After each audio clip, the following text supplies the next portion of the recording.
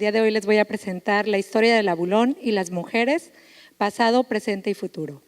Y bueno, la primera pregunta es ¿por qué el abulón y por qué es importante en nuestras vidas? Quise compartir esta experiencia porque es mi modelo de estudio, alrededor del cual tenemos varias investigaciones interesantes. ¿Qué es el abulón? Pues bueno, es un molusco gasterópodo. Se conocen a los moluscos por ser conchudos, babosos y arrastrados, pero esta noche les voy a dejar otra impresión de ellos, sobre todo la importancia que tiene el abulón, que es un recurso natural endémico de la región de Baja California y debería de ser emblemático de estas áreas.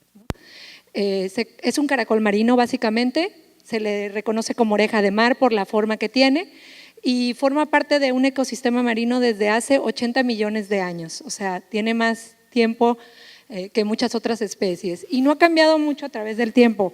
El abulón, aquí vemos un esquema de una de las especies, en Baja California tenemos 7, este es el abulón chino, una especie que está en peligro y además el abulón forma parte de la cadena trófica de los bosques de macroalgas y por eso es muy importante a nivel ecológico. Y la historia del abulón en las culturas asiáticas, Japón, China, Corea del Sur, pues la primera evidencia de su uso para consumo es un relato del año 425, cuando un pescador bucea para conseguir una perla de lo que le llamaban aguabi, para dársela al emperador. Y este es el relato más antiguo de la captura de abulón en las costas. Dice la leyenda que este pescador no salió, sus ayudantes lo sacaron y cuando lo sacaron traía un abulón gigante en su mano que tenía una perla del tamaño de un durazno. Esto es anecdótico. Pero sin embargo hay una gran tradición con las mujeres son las que bucean el recurso, se reconocen como las amas y estas están en toda la parte asiática. Voy a permitirme poner un video aquí de una persona que tiene 65 años y lleva 45 años buceando, es capaz de bajar hasta los 10 metros y estar 50 segundos, pescar el abulón y salir con su producto, ¿no?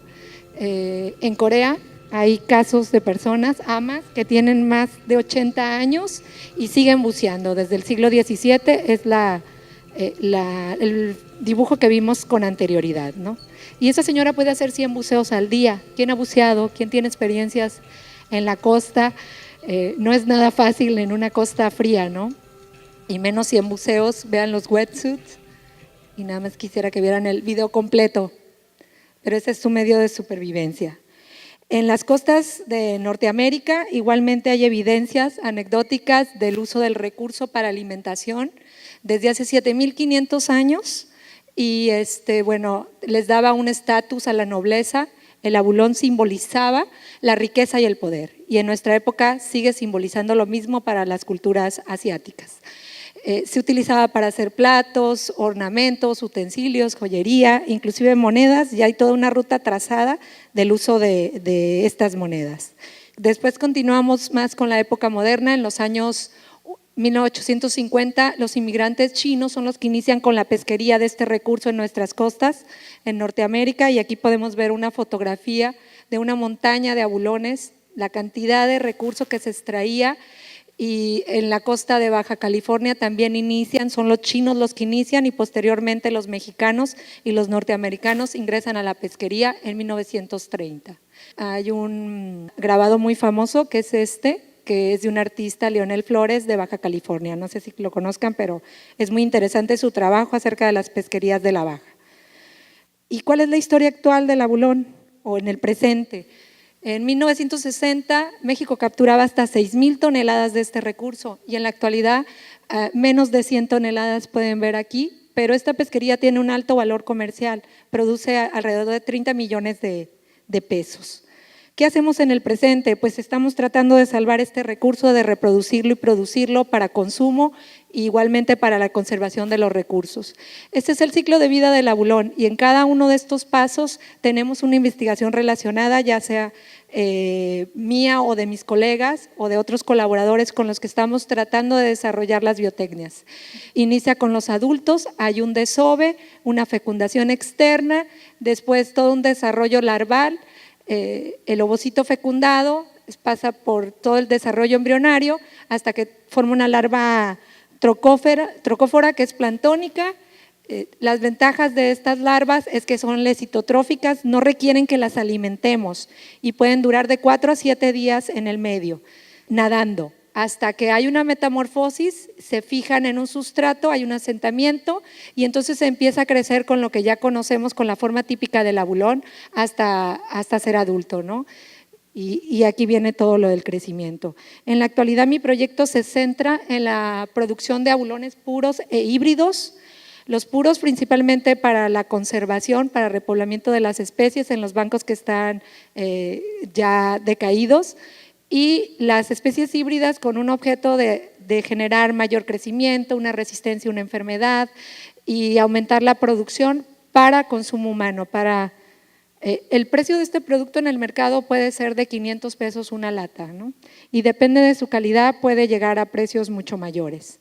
Pero ¿dónde empieza nuestra investigación? Pues aquí nosotros empezamos desde la colecta de los reproductores y ahí empieza la parte divertida, ¿no? Porque tenemos la oportunidad de bucear en un medio ambiente pristino, que son las aguas de Baja California principalmente. Es difícil encontrarlos porque son como rocas, pero hay que tener buen ojo, llevar buenos buzos. O trabajar con las cooperativas, que son las que nos apoyan con la donación, venta o de estos organismos, ¿no? Y también tenemos 2 granjas en Baja California, las cuales producen principalmente la especie de abulón rojo. Y los retos aquí es manejar el producto vivo, porque la pesquería siempre lo sacrifica para una presentación. Entonces ahí está el reto de manejar el producto vivo y todas las metodologías.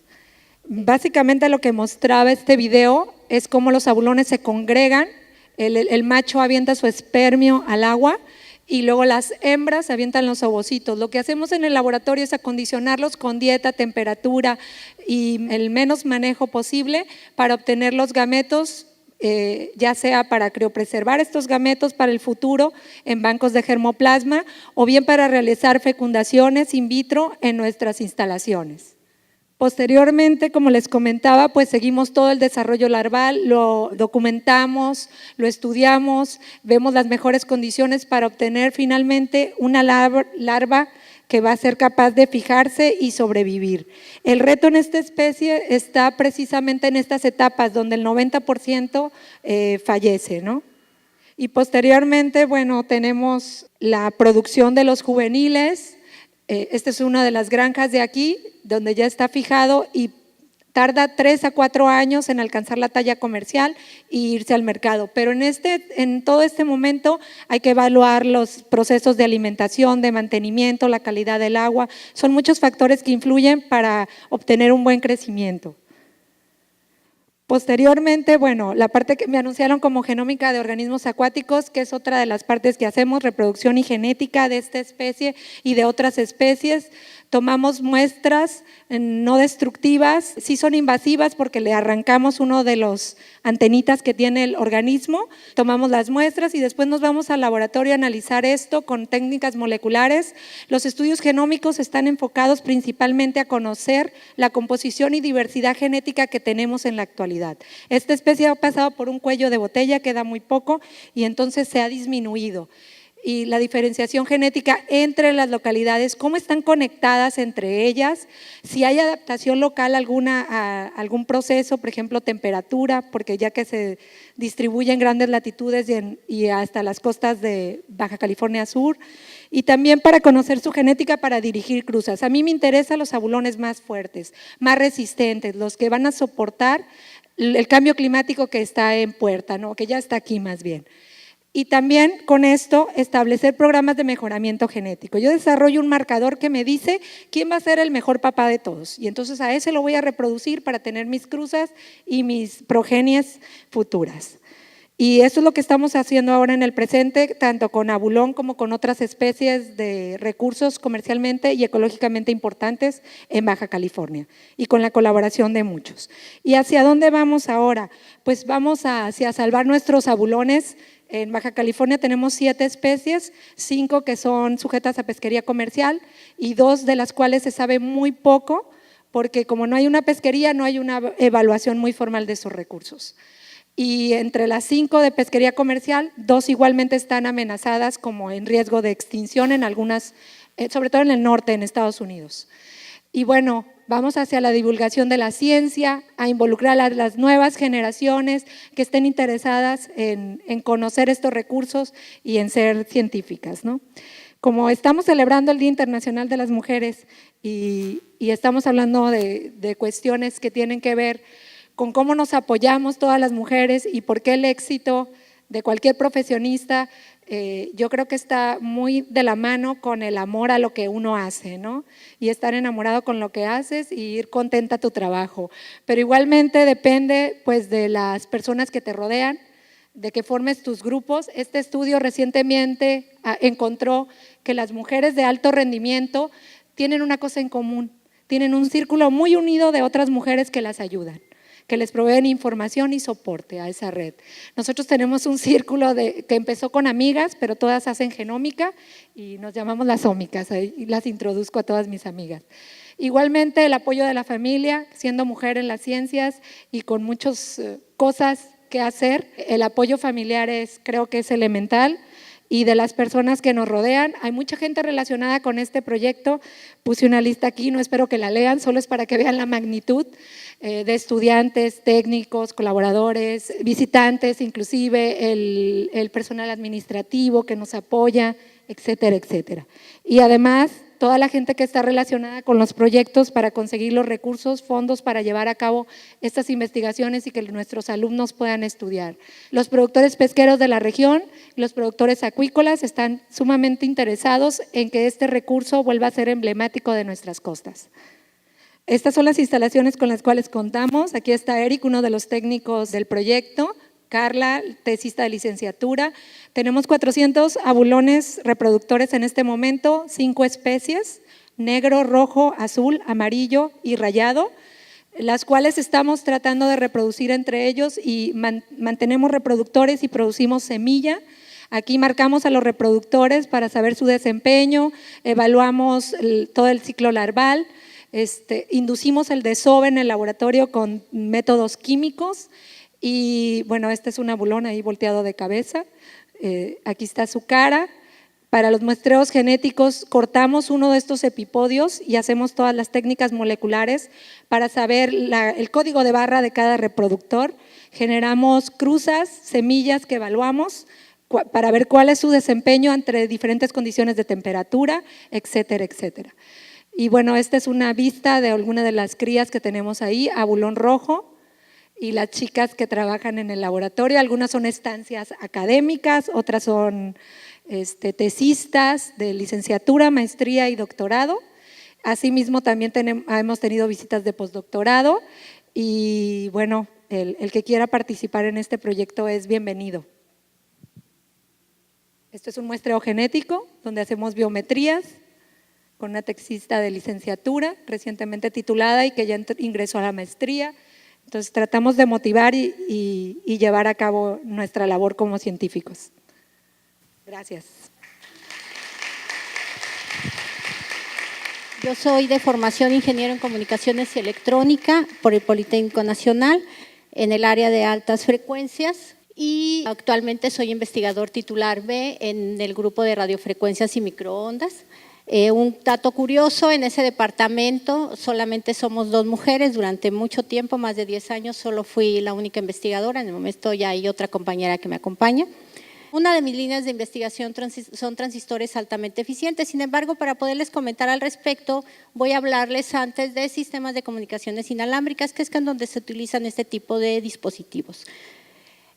Antes, bueno, comentarles un poquito de historia sobre el área de telecomunicaciones. Primeramente, el primer sistema que surgió en el área de telecomunicaciones es el telégrafo, que se inventó en 1830, posteriormente en 1876 surgió el teléfono, a continuación en el 1925 tuvimos la invención del radio para comunicaciones de onda corta y la televisión en 1950.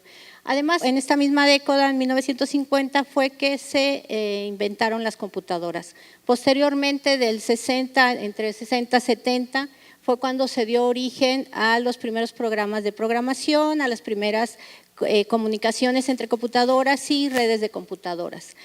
En 1980 empezaron a surgir la comunicación entre computadoras y las redes digitales, es decir, que podíamos transmitir voz, video y datos de manera digital. Y esto dio una evolución importante al sistema de comunicaciones. La manera en que nos comunicamos ha cambiado de esa época ahora de manera muy importante. Como una anécdota, por ejemplo, cuando yo estudié en el Politécnico, yo utilicé, a pesar de que era del área de telecomunicaciones y electrónica, el primer trabajo que hice en computadora me parece que fue hasta el quinto semestre o sexto semestre. El uso del celular yo lo empecé a usar cuando estaba en Barcelona. Entonces, y ahorita los niños nacen prácticamente sabiendo utilizar el celular. Bueno, hasta el momento estamos en la quinta generación de los celulares. Primero tuvimos la primera generación en donde solamente utilizamos el celular para transmitir voz. Algunos lo recordarán por películas sobre todo, que era casi un tabique. Posteriormente se presentó la segunda generación en donde los celulares ya eran mucho más pequeños y ya podíamos comunicarnos por voz o mensajes. En la tercera generación, bueno, ya fue un boom, ahora empezaron a aparecer otras aplicaciones, ya no solo era voz y mensajes, sino ya eran datos, ¿no? Y a partir de la tercera y cuarta generación, realmente la voz sí es importante, es importante podernos comunicar con el teléfono mediante llamadas telefónicas, pero realmente las aplicaciones que han surgido aquí son mucho más importantes. Ya lo que tenemos con los teléfonos celulares son pequeñas computadoras. Y finalmente lo que tenemos a partir del 2009, perdón, es correcto, empezamos a tener el Internet de las cosas, pero esto se está haciendo realidad en estos años. El Internet de las cosas se refiere a poder comunicar no solamente personas con personas, sino dispositivos o aparatos, por ejemplo, y eso sí ya hay una aplicación real, puedes bajar una aplicación en tu teléfono. Recuerdo que el año pasado alguno de mis compañeros nos lo presumió ahí en Mexicali. En Mexicali, como ustedes sabrán, hace mucho calor en la época pues en verano, en agosto. O sea, sacas un piecito y sientes que entras al horno. Bueno, pues lo que hacía este compañero, yo estuve haciendo una estancia en Skyworks en Mexicali y lo que él hacía es antes de salir de la oficina unos 5 minutos antes, empezaba a despedir con el celular, mandaba una señal a su carro, el carro encendía el aire acondicionado y cuando él llegaba al carrito, pues ya estaba el aire acondicionado, estaba el carro así bien fresquecito y ya no tenías el problema de que lo enciendes y entras a un horno. Entonces, aplicaciones de ese tipo, por ejemplo, en el refrigerador, pues a lo mejor hace una lista de lo que necesitas y empieza a sacar la lista y en determinado momento tú le dices a los 8 días, necesito que mandes la lista al súper y el súper te lo pueden mandar, ¿no? Cosas por el estilo. Bueno, pero en todos estos sistemas, en particular, se ha dado la generación de aplicaciones de sistemas inalámbricos. ¿A qué se refiere esto? A que no usamos cables. Entonces, lo que tenemos, por ejemplo, en este caso, vamos a considerar que esto es una estación de radio, yo tengo al locutor, el locutor habla a través del micrófono, estos datos se procesan y se transmiten a través de una antena hacia un radioreceptor que nos permite escuchar lo que está diciendo ese locutor o la música que se está transmitiendo. Bueno, pues en estos dispositivos uno de los elementos, y es en el proyecto que estamos trabajando, es el uso de transmisores altamente eficientes. Y ese lo que nos permite es poder darle a la información las características necesarias para que se puedan transmitir y pueda recibirse de manera correcta en el lado del receptor. Otros ejemplos de sistemas inalámbricos, pues la comunicación vía satélite o, como les comentaba, comunicaciones celulares, en donde lo que tenemos es una estación emisora, lo transmitimos a un satélite, del satélite se reenvía a una antena, a una estación receptora, o bien en sistemas celulares pues tenemos una antena base que transmite la información a los celulares o a una antena repetidora. En todos estos también tenemos estos transceptores eficientes que lo que hacen es amplificar la información, pero utilizando el mínimo de energía posible. Otro ejemplo de sistemas inalámbricos pues son las redes Wi-Fi. En donde también tenemos la información, la transmitimos a diferentes medios inalámbricos como su celular o computadoras o impresoras, o redes de área corporal, que lo que se utilizan son sensores que pueden sensar presión, pueden sensar el ritmo cardíaco y lo transmiten, ya puede ser a un celular o a través de internet, por ejemplo, a un hospital, por ejemplo, o a alguna otro espacio receptor que requiera de conocer estas características. El sistema de posicionamiento global, por ejemplo, con los teléfonos inteligentes, pues tenemos un sistema en donde enviamos información de tal forma que la persona, por ejemplo, aquí que está corriendo, puede identificar a qué velocidad está corriendo, qué distancia ha recorrido, y todo esto se hace a través de diferentes satélites que envían la información y todos estos usan este tipo de transmisores. Pero ¿cómo se lleva a cabo un sistema de comunicaciones? Pues básicamente tenemos una fuente, una red pública o un medio mediante el cual se transmite la información y un receptor o un destino. ¿Qué ocurre? Pues lo que pasa es que la fuente se envía la información a un transmisor que procesa o le da el formato necesario para que la información se pueda transmitir, se transmite por un medio, el receptor recibe esta información, la decodifica para que tú la puedas entender y posteriormente llega a su destino. ¿El medio cómo es? Si nosotros pudiéramos observar lo que ocurre en el medio, las ondas que están viajando, lo que veríamos es algo como esto. Es un campo eléctrico y un campo magnético, que estos si están en el espacio libre viajan a la velocidad de la luz. Algo así podríamos ver. Y como hay muchas señales, pues seguramente si pudiéramos ver, veríamos muchas ondas de este tipo alrededor nuestro. Lo que nosotros hacemos es que ese tipo de información lo vemos así en algo que se conoce como analizador de espectro, y lo que vemos son estos espectros y lo que hacemos es precisamente procesar esta información para mejorarla o para eliminarla o para crear nuevas señales según sea el caso.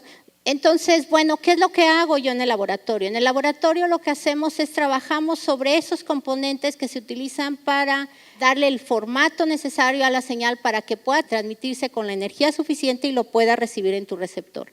Entonces, nosotros trabajamos el amplificador o el proyecto en el que estamos trabajando actualmente es el transceptor de potencia, que es el elemento que va justo aquí, pero también trabajamos sobre todos los elementos adicionales.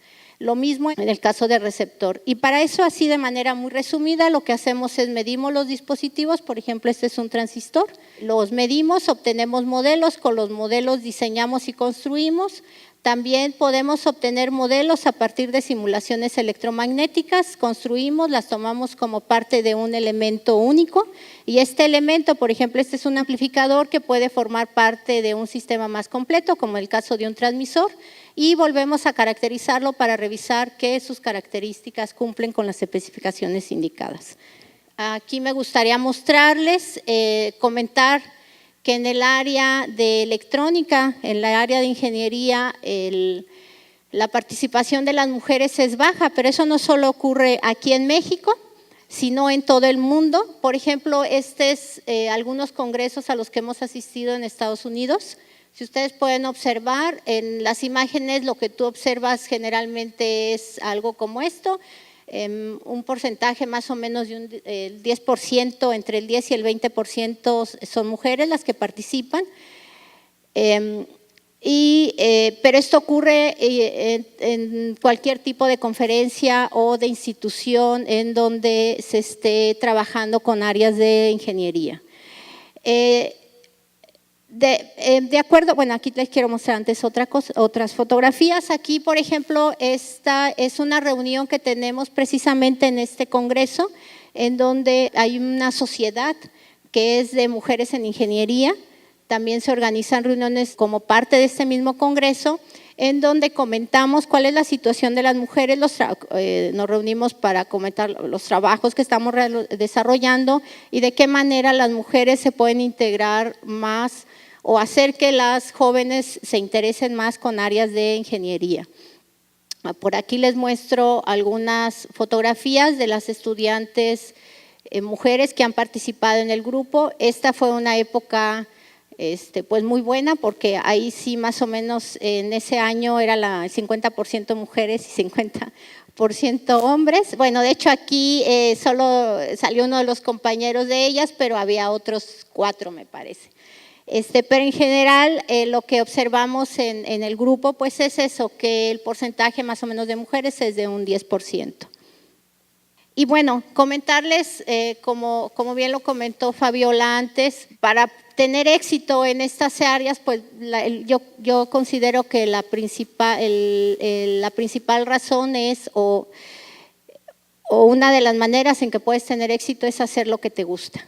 Pero también tener tiempo para realizar otras actividades y apoyarte con la familia o con grupos de personas que te pueden ayudar también a superarte. En este caso, yo además formo parte de un grupo de mujeres. Lo que hacemos es reunir fondos para otorgar becas a estudiantes de escasos recursos y pues también me doy mis tiempos para hacer otro tipo de actividades que me ayudan a relajarme y tomar energía pues para seguir trabajando. Y bueno, finalmente les presento de manera muy breve al grupo de trabajo. Aquí están 2 estudiantes de doctorado y de maestría y este es un evento que tuvimos, un congreso, una mini reunión de trabajo que tuvimos aquí en CICESE hace unos 2 años. Y bueno, usualmente el panorama que ustedes observarán en ese tipo de congresos es de ese estilo. Y bueno, por mi parte es todo. Muchas gracias. Muchas gracias por la invitación para participar esta noche. Les voy a platicar acerca de un problema de salud que afecta a la población en general, pero particularmente a mujeres, y por eso escogí este tema para platicar el día de hoy, que estamos conmemorando tanto el Día Internacional de la Mujer como el Día Internacional de la Niña y la Mujer en la Ciencia. Y van a saber por qué es Alba. Voy a empezar un poco con lo que cerraron mis compañeras, que es un poco de la historia que nos pidiéramos que comentáramos acerca de cómo había sido nuestra trayectoria desde niñas con respecto a la ciencia. Y bueno, aquí estoy yo de niña, con muchos sueños en los cuales me imaginaba desde esa temprana edad en ser médico y con una enorme curiosidad acerca de muchas cosas. A mí me encantaban todas las materias relacionadas a ciencia, matemáticas, biología, física, química, y odiaba la historia, la sociología, el español, etcétera, etcétera. Pero bueno, uno planea su vida cuando tiene esta edad de esta manera, y mi plan era ir escalando poco a poco para llegar a cumplir todos mis sueños. Pero la realidad es que ocurrió de esta manera. Imagino que a muchos les ha pasado. Y bueno, finalmente, ahora les puedo decir que llegué en realidad a ser una investigadora, que aunque trabajo en algunos problemas médicos, trabajo en problemas biológicos y ahora soy una seria investigadora. Bueno, pero ya entrando en materia, les voy a platicar acerca de la cándida, que es precisamente un hongo. Muchas de ustedes no deben de saber esto porque no es del conocimiento común, que este organismo pertenece precisamente al reino de los hongos. Aquí tenemos un árbol filogenético donde tenemos los diferentes reinos en que están agrupados los diferentes organismos, y el organismo del que les voy a hablar el día de hoy está aquí, que muchas veces lo confundimos porque pensamos en los hongos como los champiñones, ¿verdad? Y los asociamos con los vegetales. Pero si se fijan en este árbol, los hongos están más cerca de los animales que de las vegetales. Por lo tanto, si comemos champiñones, es algo más parecido a un bistec que a una zanahoria. ¿De acuerdo? Bueno, este hongo se ve de esta manera. Es un hongo microscópico que tiene una forma como de levadura, y seguramente ustedes conocen a las levaduras como estas, que se llama Saccharomyces cerevisiae, porque todos tenemos una relación muy estrecha con estas levaduras, y les voy a decir por qué. Porque estas levaduras son las encargadas de hacer el vino, el pan, el queso y la cerveza, y me imagino que todos ustedes han disfrutado de todos estos ricos productos de las levaduras, ¿sí? Y este organismo es pariente precisamente de esta levadura que es tan útil para la humanidad en la producción de diferentes alimentos. Pero bueno, ¿por qué le puse la calamidad alba? Pues es muy sencillo. La palabra latina cándida es el femenino de candidus, que significa blanco brillante. Y más adelante les voy a platicar que una de las especies más importantes de estos organismos es Cándida albicans, y precisamente albicans viene del latín albus, que también significa blanco. Entonces, cuando decimos Cándida albicans, estamos hablando de un organismo blanco, brillante, blanco, ¿sí? ¿Y por qué una calamidad? Pues es una calamidad porque este género es un organismo patógeno oportunista. ¿Qué quiere decir esto? Que nosotros, si en realidad un alto porcentaje de la población es portador de este microorganismo. Más o menos se calcula que entre 80 y 90% de la población mundial tenemos en alguna parte de nuestro cuerpo este organismo, pero puede vivir perfectamente en armonía en nuestro cuerpo hasta que se produce un desbalance que hace que de convertirse en un comensal se vuelva en un organismo que puede producir enfermedades que pueden llegar hasta la muerte. Este organismo, como les digo, es un miembro de la biota, que quiere decir todos los organismos vivos que hay en nuestro cuerpo, del tracto digestivo y también del tracto genital femenino. Y es precisamente de la candidiasis vaginal de la que les voy a hablar el día de hoy. Una característica muy importante de este organismo es que puede vivir en esta forma de levadura, que quiere decir que es una célula redondita, y puede pasar a una célula como esta, que es una célula en forma de tubito, que se llama micelio. Y este cambio lo puede hacer en diferentes momentos de su ciclo de vida, y cuando ocurre este cambio de morfología es cuando se vuelve patógeno.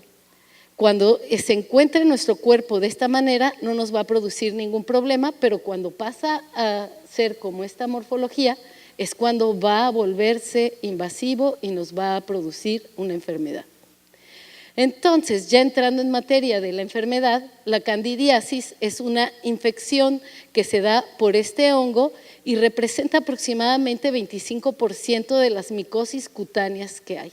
Y se puede presentar en diferentes lugares, en la boca, en el glande, en el cuello uterino, en la piel, y muy conocido lo que sería la dermatitis pañal, que es producida también por este microorganismo.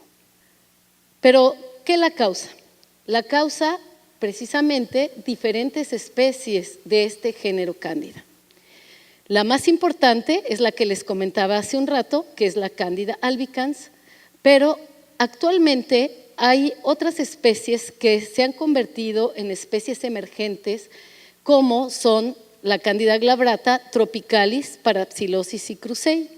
En realidad hay más de 150 especies de este género y de estas solo 20 son de importancia médica. Sin embargo, para el problema del que les voy a hablar, solo estas 5 son las que son importantes. Más o menos se encuentra que entre el 45 y 90% de los casos totales que se presentan de esta enfermedad van a ser por Cándida albicans y el resto van a ser por cualquiera de las especies que las vamos a agrupar como no albicans. Y la candidiasis vaginal entonces se va a referir a la enfermedad inflamatoria de la vagina por cualquiera de las especies que les he comentado y que es generalmente producida por alteraciones fisiológicas de la persona que la padece. ¿De acuerdo? Entonces, este problema de salud constituye la primera causa de la consulta ginecobstétrica en prácticamente todo el mundo. Más o menos se ha calculado que entre el 50 y 72% de las mujeres, o sea, eso quiere decir que 5 de cada 10 o hasta 8 de cada 10 mujeres han tenido al menos un episodio de candidiasis en su vida. Y además de eso, el gasto simplemente en Estados Unidos para tratar este problema asciende a $58.4 millones. Y otra cosa muy importante es que hay un grupo importante de mujeres que no tienen ninguna sintomatología a pesar de tener el padecimiento, y esto se refiere alrededor del 20%. ¿Cuál es la importancia de este problema?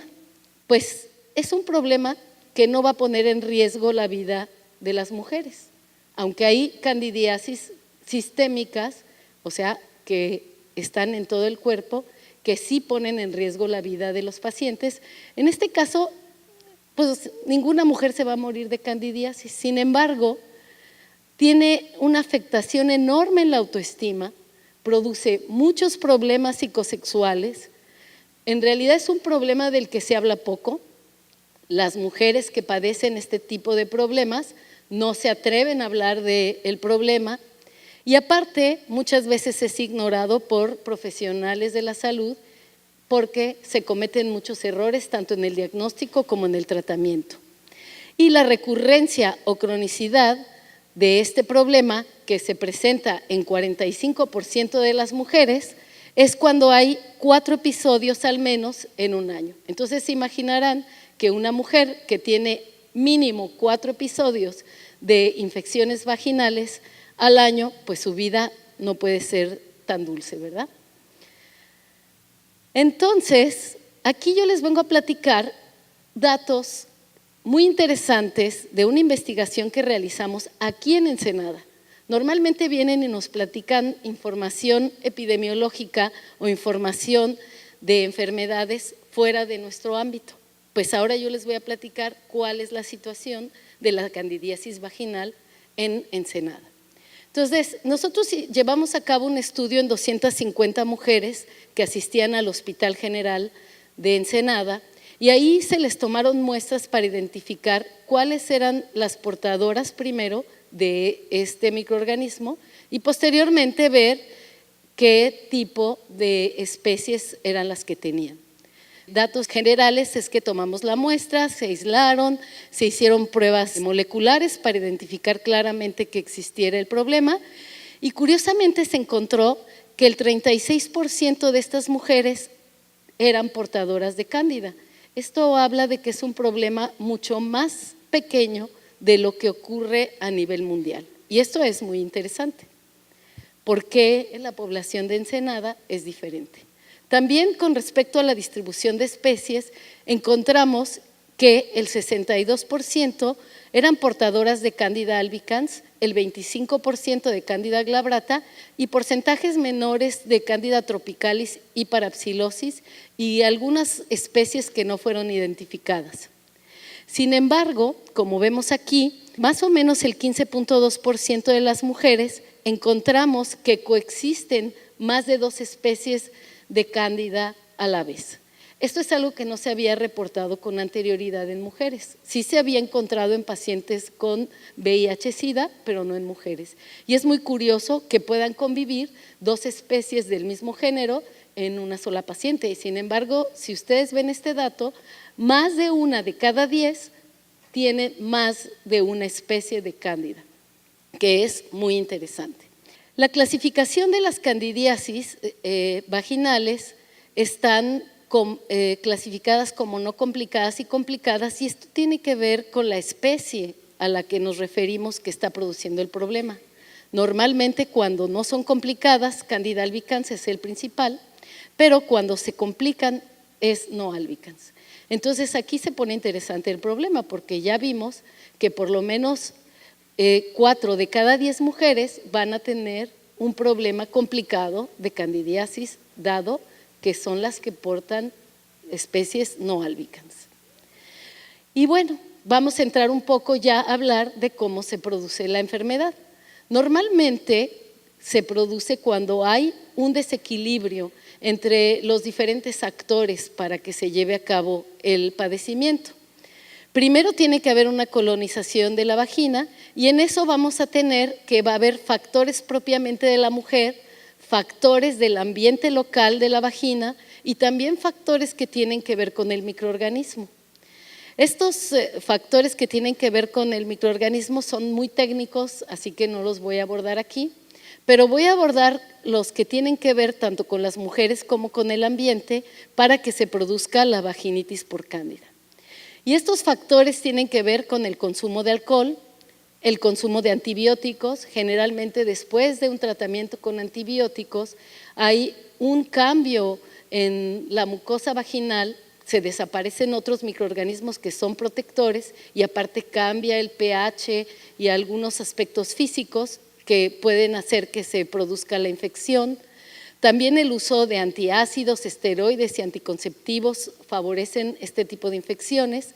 Enfermedades concomitantes como el cáncer, la diabetes y el SIDA, todo lo que afecte el sistema inmune. También el consumo de cigarrillos, las modificaciones en la presencia de ciertos microorganismos, el consumo excesivo de azúcares refinadas. Y aquí una pregunta muy importante que tiene que ver que si es una enfermedad de transmisión sexual.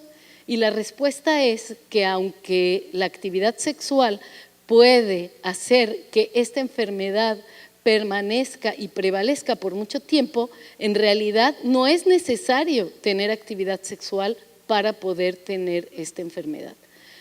Mujeres que no han tenido contacto sexual en su vida pueden desarrollar este problema porque, como les comentaba, uno de los reservorios más importantes de este microorganismo es el propio intestino.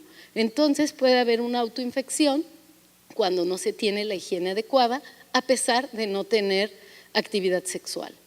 La presencia de cloro, flúor en el agua o cualquier contaminante en el agua, que aquí en Ensenada pues ya han visto que a veces abrimos y es chapopote en vez de, o por lo menos parece y huele a chapopote, y toda esa agua de mala calidad también es un factor que puede desencadenar este problema. Y el factor más importante es el estrés. Después de periodos estresantes, las mujeres desarrollarán generalmente un problema de candidiasis vaginal. Y esto es muy importante y vamos a hablar un poco más adelante. Bueno, en cuanto a lo que encontramos, de acuerdo a estos factores, la distribución por edad, se observó que el grupo más afectado es entre 41 y 50 años, que tiene que ver con un momento de la edad reproductiva, cuando ha bajado la edad reproductiva, ¿no? Que la reproducción se da más o menos entre los 21 y los 40 años y a partir de esta edad disminuye. Entonces, que de hecho es el periodo de la perimenopausia y es el momento donde también por cuestiones hormonales hay trastornos en la parte física de la vagina. Otro aspecto importante es que nosotros observamos es que el uso del condón también influye en el porcentaje de portadoras. Y esto pensamos que, aunque no se había reportado anteriormente, tiene que ver mucho con saber usar los condones, ¿no? Porque a veces es un poco complicado. La sintomatología que se presenta en una infección por cándida, aunque un porcentaje importante no tiene síntomas, es comezón, dolor al orinar, ardor, flujo vaginal, enrojecimiento e inflamación. Y con respecto a esto, nosotros encontramos que 64% de las mujeres, o sea, 2 de cada 3, no presentan ningún síntoma, pero son portadoras de este microorganismo. Y solamente 1 de cada 3 presenta los síntomas. Y los síntomas más importantes fue la inflamación leve y diferentes grados de inflamación. Otro aspecto que también evaluamos fue la resistencia a antifúngicos. La resistencia se trata de cuando un paciente es tratado múltiples veces con un fármaco y este paciente no responde. Eso quiere decir que el organismo no es sensible a ese fármaco. Entonces nosotros quisimos averiguar qué era lo que pasaba en la población de Ensenada, porque en el resto del mundo aproximadamente el 20% de los individuos son resistentes. Y aquí se van a sorprender muchísimo de los resultados, como nosotros nos sorprendimos cuando los encontramos, porque lo que vimos es que hay 2 grupos de fármacos para tratar este problema. Uno son los azoles, como el fluconazol, itraconazol, miconazol, ketoconazol, clotrimazol, que muchos de ustedes han oído porque es el de las niñas bien, pero como verán aquí, ahorita van a ver que no no es tan bueno, los del laboratorio que lo produce me van a vetar, pero no importa. Y la nistatina, que es un medicamento que ahora está en desuso porque es un medicamento muy barato. Pero como vemos aquí, aproximadamente más del 60% o alrededor del 60% de las mujeres tenían resistencia a todos los fármacos azólicos, incluyendo el de las niñas bien. Pero en el caso de la nistatina, solo 5% de los organismos que nosotros aislamos fueron resistentes. ¿Qué les dice esto? Desafortunadamente, los tratamientos que se dan en medicina tienen más que ver con la propaganda que hay sobre los fármacos a utilizar que sobre la eficiencia de estos fármacos. En cuanto a la resistencia por el número de medicamentos, aquí vimos que los que fueron resistentes o más bien sensibles a todos los medicamentos fueron 15% de las pacientes. Pero si se fijan, más del 35% tenían resistencia a todos los fármacos, lo cual hace que estas mujeres pues tengan que buscar alternativas diferentes para el tratamiento. Por edad vemos que hay un incremento en el promedio de la edad de acuerdo al tipo de medicamento utilizado. Y esto es lógico porque mientras más han sido expuestas a los medicamentos, pues hay más probabilidades de encontrar organismos que hayan sido resistentes. En cuanto a las especies, aquí vemos que un porcentaje altísimo de Candida albicans, glabrata y parapsilosis son resistentes a todos los azoles y solamente Candida albicans fue resistente a lo que es la nistatina. Las demás especies no albicans todas fueron sensibles a la nistatina, cosa que es sumamente interesante. Entonces, con este panorama, ¿qué es lo que debemos hacer? Primero, necesitamos un buen diagnóstico a través de un interrogatorio, examen físico y algunos exámenes complementarios que los tiene que realizar un médico, de preferencia uno bueno y que sea sensible al problema, ¿sí? Que el diagnóstico de lo que nosotros podemos decirles a través de nuestra investigación es que sí es muy importante llegar al diagnóstico de qué especie específicamente está produciendo el problema, ¿sí? Que en casos de personas que tengan alguna resistencia al tratamiento se les realice un antifungigrama para saber exactamente a qué son sensibles, ¿sí? Y ¿a qué se debe de dirigir el tratamiento? Pues el tratamiento en primer lugar debe ser dirigido al microorganismo, primero, como les comentaba, con la determinación de la especie de Cándida, para poder hacer una buena selección del fármaco antifúngico que se le va a dar.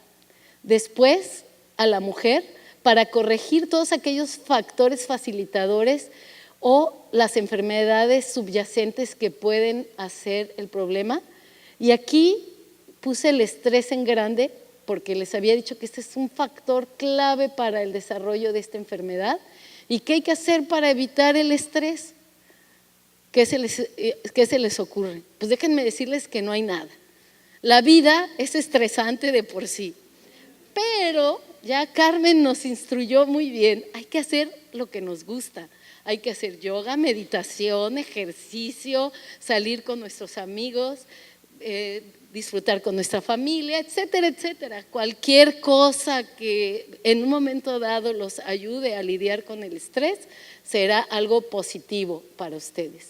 Y luego, pues, corregir el ambiente. Y ahí, pues, ver todos los factores que tienen que ver con el desarrollo de la candidiasis, como el control de cuestiones de temperatura, humedad, el consumo de azúcares, el uso de probióticos es muy importante porque solamente bajo la recuperación de otros microorganismos positivos nos pueden proteger para este problema.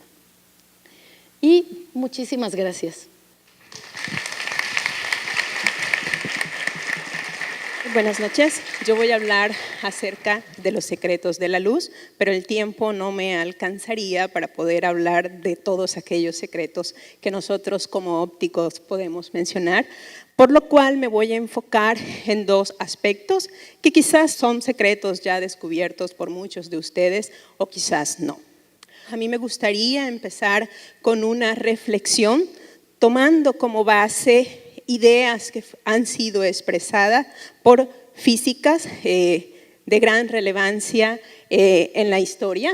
Ellas son Marie Curie, que como todos saben, o bueno, al menos eso creo, Marie Curie fue la primera mujer en obtener un premio Nobel y de hecho ha sido hasta la fecha la única mujer en obtener 2 premios Nobel en categorías diferentes. Primero en el año 1903 recibe el Nobel de Física y posteriormente en el año 1911 recibe el premio Nobel por el área de Química.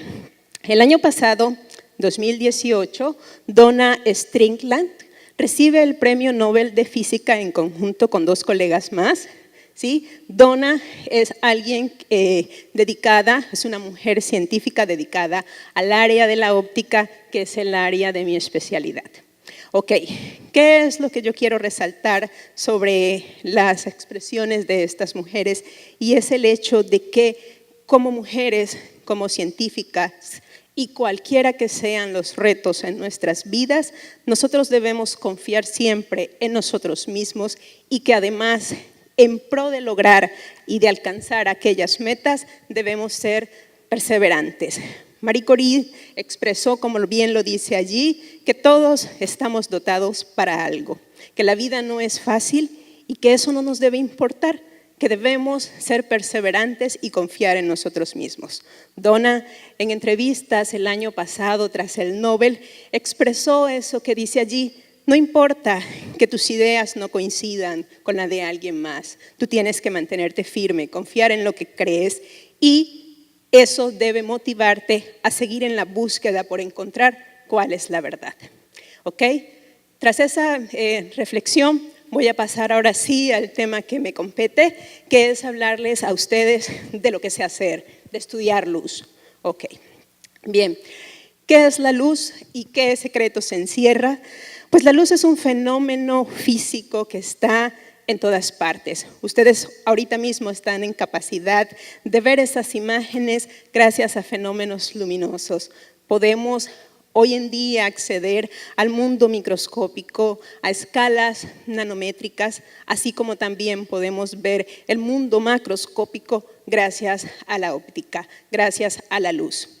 Sabemos que existen fuentes de luz naturales como lo es el sol, como también fuentes de luz artificiales como estas que están aquí en la línea final y que conforme la ciencia y la tecnología avanzan, hemos podido desarrollar fuentes de luz cada vez más sofisticadas, como lo son pues, el desarrollo del láser y más recientemente aquellas fuentes de luz que se denominan fuentes de luz cuánticas y que son el área en la que yo en particular trabajo y que voy a hablar de ella en el transcurso de esta charla.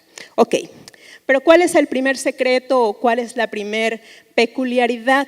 ¿Sí? Y es justamente definir qué es la luz. Ok, pues resulta que la luz en algunas manifestaciones, en algunos fenómenos, se muestra como una onda, así como las ondas en una cuerda o las ondas que se pueden producir en un estanque cuando nosotros perturbamos el agua. Pero no es una onda en el sentido como lo es el sonido, que es una onda mecánica. La luz es una onda electromagnética, ¿sí? Que como bien ya lo mencionó Carmen, una onda electromagnética está formada por un campo eléctrico y un campo magnético que oscilan a una frecuencia determinada. Pero resulta que la luz, ¿sí? Solo es una pequeña parte, ¿sí? De lo que nosotros conocemos como el espectro electromagnético. También es radiación electromagnética, las ondas de radio, como lo son las microondas, como lo son los rayos X. ¿Ok? Pero resulta que existen otros fenómenos, ¿sí? Asociados a la luz, en la cual esta no se manifiesta como una onda, sino que se manifiesta como partículas, como pequeñas esferitas que pueden rebotar en una superficie o bien, ¿sí? Como esferas ¿sí? O partículas que se pueden desviar cuando encuentran un obstáculo en su camino. Pero entonces, ¿cuál es la verdad? ¿Sí? Pues resulta que lo que sucede es que la luz exhibe un comportamiento dual, la dualidad, ¿sí? Onda-partícula. Y en ese sentido, nosotros podemos definir a la luz, ¿sí? Como paquetitos, ¿sí? En los cuales sí puedo ver esa estructura oscilatoria propia de una onda, pero esa energía empaquetada en un cuanto de energía al que nosotros los ópticos llamamos fotones. Y este es el objeto de estudio de la óptica cuántica, que es el área en la que yo me he venido especializando desde mi doctorado. ¿Ok? ¿Cómo nosotros podemos generar luz al nivel de fotones individuales? Ya no visto como el haz formado por muchos fotones, como este haz del apuntador, ¿sí? Sino como esos pequeños paquetitos de energía. Pues los mecanismos físicos mediante los cuales nosotros podemos generar luz de esta naturaleza, pues son diversos, ¿sí? Y no es del alcance de esta plática el que yo comente mucho acerca de ellos, pero basta mostrarles aquí algunas imágenes muy bonitas y me voy a concentrar en explicar exclusivamente este primer caso, ¿sí? El cual consiste en que yo tengo un medio dado, un material específico, al cual yo voy a iluminar con un láser intenso, ¿sí? Mucho más intenso que esto que es el apuntador. Ese sería un campo clásico, el cual puedo describir como una onda electromagnética. Pues resulta que de la interacción de ese haz de luz con el material, ¿sí? Yo puedo generar luz, ¿sí? A nivel de esos fotoncitos individuales. Entonces, visto como una fuente de luz, ¿sí? Esto me emite un fotón cada vez. Y como les mencionaba, pues los mecanismos son diversos. Ok, pero entonces, ya entendido el que podemos generar luz con luz, ¿sí? Luz intensa, ¿sí? Que puedo describir como una onda, a través de esa puedo generar luz a nivel de fotones individuales, de paquetitos, ¿sí? Llamados fotones. Y eso me lleva entonces a la otra peculiaridad en la que yo quiero hacer énfasis, y es el hecho que estos fotones individuales pueden ser utilizados para codificar información. Y eso viene o nos lleva al concepto de lo que es un qubit, ¿sí? Explícitamente un bit cuántico, que está definido como la unidad mínima de información cuántica. Y esto en analogía con el bit clásico, todos saben que el cómputo, ¿sí? Hasta la fecha se basa en ceros y uno, ¿sí? Cuando yo hablo de un bit, estoy hablando, ¿sí? De un ente que puede tomar el valor 0, puede tomar el valor 1, y en eso se fundamenta toda la computación clásica. Pero resulta que el qubit puede tomar, ¿sí? El valor 1, el valor 0, pero también puede estar en una combinación lineal entre 0 y 1. Y eso es lo que marca la diferencia. Explícitamente, ¿sí?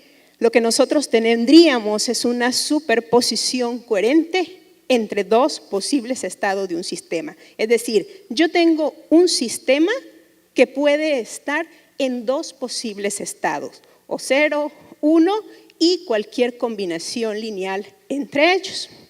¿Ok? Pues justamente los fotones, ¿sí? Individuales, un solo fotón, puede ser ese sistema que puede estar en dos posibles estados. Y en este caso utilizamos el estado o el grado de libertad de polarización, es decir, la dirección de oscilación del campo eléctrico, como lo vemos en esta figura. ¿Sí? El campo eléctrico puede oscilar verticalmente o puede oscilar horizontalmente. Entonces, un único fotón, ¿sí? Tiene esos dos estados base. Y a través de él yo puedo preparar lo que es un qubit, es decir, buscar un mecanismo de generación, un proceso físico que me permita tener al fotón, ¿sí?, en una superposición entre polarización vertical o polarización horizontal. Igualmente, podemos preparar qubits con electrones, ¿sí?, porque el electrón puede también tener dos posibles estados, ¿sí?, asociados a su spin, que puede ser spin hacia arriba o spin hacia abajo. ¿Ok? En general, entonces, el qubit en mecánica cuántica lo representamos mediante esta forma. Estas flechas me están indicando los dos posibles estados y este sí me representa el estado completo del fotón, que está en esa superposición lineal en donde alfa y beta pues son como los pesos, me determinan a mí qué tan vertical y qué tan horizontal puede estar al mismo tiempo. Y esa es la riqueza que encierra un qubit, porque en términos de procesamiento cuántico, o de procesamiento de información, esto representa un escalamiento importante que es el origen, ¿sí?, de lo que sería la posible computadora cuántica, ¿sí?, porque no solamente vamos a tener al 0, el 1, sino que tendríamos el 0, el 1 y todas las posibles combinaciones, ¿sí?, asociadas a los diferentes valores de alfa y beta. ¿Ok? Pero entonces ustedes dicen, ok, está en la superposición, ¿y qué es lo que yo puedo ver? Pues para yo poder saber el estado de polarización de un fotón, pues tengo que realizar una medición. Tiene que haber un observador que establezca en qué estado está. Pues resulta que cuando yo realizo, ¿sí?, una medición, lo que estoy es aplicando un operador de proyección que depende de un cierto parámetro. Si ese parámetro es P1, el estado del fotón será con polarización vertical. Si ese parámetro es P2, estará con polarización horizontal. Es decir, una vez yo mida, ese fotón solo puede tener sus dos posibles estados base. Es decir, no puede tener algo que no exista, tiene polarización vertical o tiene polarización horizontal, pero si yo no mido, está en la superposición. ¿Ok? Esto es uno de los aspectos pues, que nosotros en mi grupo estudiamos, es en los procesos no solamente de generación, ¿sí?, sino del acondicionamiento de estos estados de fotón individual para poder generar estos qubits. Ok, pero resulta que yo me puedo esmerar mucho en mi estudio y en mi experimento para preparar el estado con las características que yo desee.